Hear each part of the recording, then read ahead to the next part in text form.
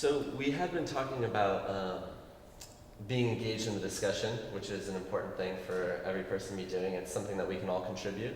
And we were talking about developing a sense of self-worth and worth to society. But ultimately, I feel as a student that I seem to not be worth very much, especially if I can't get a job after I graduate. So what exactly, how do I, in my everyday practice, cultivate an idea of valuing myself for the things that I'm doing as opposed to the monetary worth that I seem to be, that I'm apparently worthy of? Wow, that's a really great question, because really I see that question as being having to deal with the programming that the society and culture that we live in tends to put out on everyone, which is basically that we don't have very much worth and we don't have very much value, and that we're just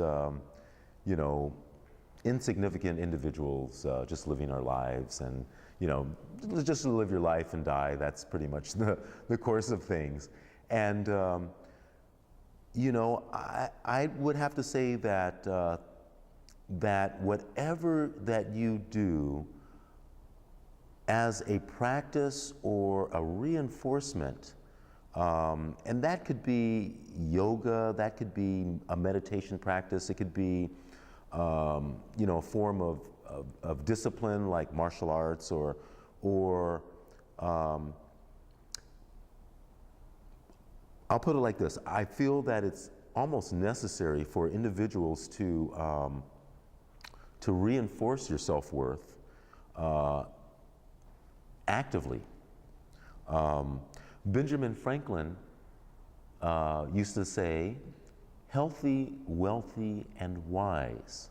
And I find that to be a really strong mantra. Now, I actually used to say it myself, and still do. Didn't know that Benjamin Franklin used that particular phrase at all. But like minds think alike. And what I would say is that there's or at least I recognize for myself, a need to reinforce certain values for myself. Society isn't going to do that for me. And I can't expect this society to do that. I think in a real whole society, if we were living in a real society based on wholeness, that these would be things that would be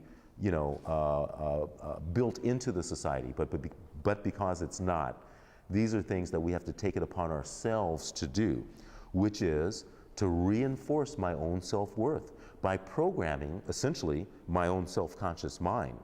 And how do I do that, or how do we do that? Essentially is by continuingly to send a message to ourselves, whether it's just a mental message or a mantra, saying that I'm worth something, that I have value. And if I don't do that for myself, society is not going to do that. And it will give me just the opposite message, which basically says, you're really not of much value. Your biggest value is being a consumer, and what you spend is a determinant of what your value is. And I hope that's really not the case. In fact, I don't see that to be the case at all.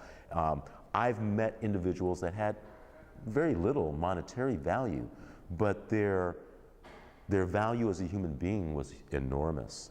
And to see that has taught me that that's really where value lies. It's not about bling, am I wearing gold or jewelry or some finery in terms of clothes or whatever, though that's superficial. It's really what is behind that superficial, what we call our physical material self. It's what's inside. And this gets back to a discussion that I'd like to get into, which is the discussion of intent, which is, where are our intent? What is it based on? What do we pin our intent on? Now, I'm going to kind of just put it in this sense that, we have to have intent to to give ourselves a message, to program our subconscious mind that we have worth and that we have value. Otherwise, the prevailing message that society would program our subconscious mind with is that we don't have worth. So we have to have the intent and use our personal will with that intent to program ourselves. And that's the same method or procedures that I say we have to do with most everything that we truly have placed value on. Is we have to examine the intent behind it, and where is our intent, in the whole scheme of things. Is my intent to make a dollar bill, or is my intent to solve a solution? I think when your intent is to solve a solution, devoid of whether or not it's going to make money, your solutions are going to be different than the solutions that are driven solely on the intent being to make money. Now, I'm not saying that there can't be some synergy in solutions that are driven by an intent to solve a solution and might make money too. But the initial intent, if it's driven by a solution-based necessity, what's going to be put on the table as available solutions, I think, will be, much different than the solutions that will be put on the table solely if it's driven by the intent to make money. So we have to examine these kinds of things in our culture, in our society. Why do we do the things that we do? Why do, are they really of value, or are we just, living in a fantasy fairy tale world of self-aggrandizement? I feel good because I was able to buy this particular commodity, and I feel superior than some other people maybe, because of that. I mean, really? I mean, is that what we're gonna, move forward into the future based on that level of reasoning and intent driven? Or can we look at greater purposes and figure out true long-term sustainable solutions that are replicable, that we can apply over and over again in different scenarios that meet the needs of humanity, not just today, not just tomorrow, but down the road. And if better solutions come forward, give them the opportunity to exist and to take the place of bad solutions. And though we like to glorify ourselves in this Western world and say we live in such a great world, yes, but we're really not doing things that much differently than we were 100 or 200 years ago. We just have a little bit, we have cars now instead of horse and a buggy.